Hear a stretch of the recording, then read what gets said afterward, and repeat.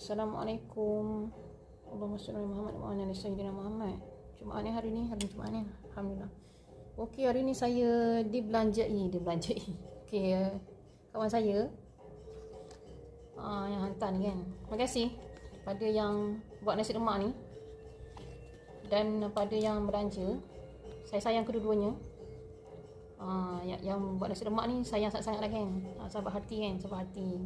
Allah di akhirat. Dan yang belanja ni pun saya sayang juga lah. Masih sayang kan, kawan-kawan kan. Sayang semuanya. Thank you guys. Okay, ini sambal lah. Itu lagi saya nak try dengan nasi lemak kan. Sebab ni nasi lemak limited edition ni kan. Limited edition ni sebab baru ni saya dapat rasa. Allah izin hari ni lah kan.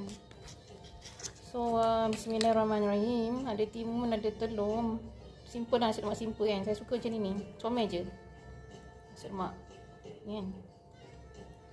So kita rasa dia punya sambal dah. Bismillahirrahmanirrahim. So kita ambil nasi. Okey.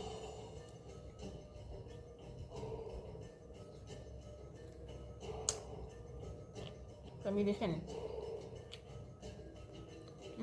Sedap. Okey.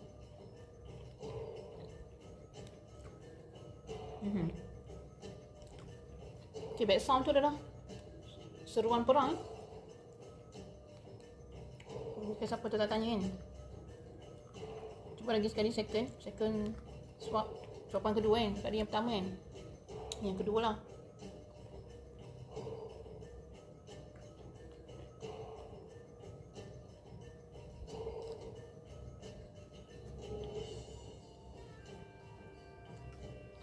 Dia timun.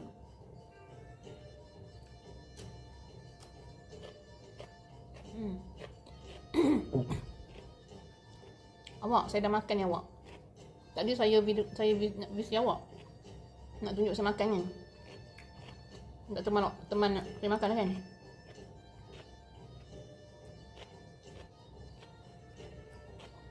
Sedap. Alhamdulillah sedap.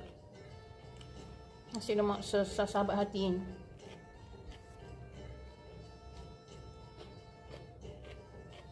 Pula ambil tisu kat sana. Telur.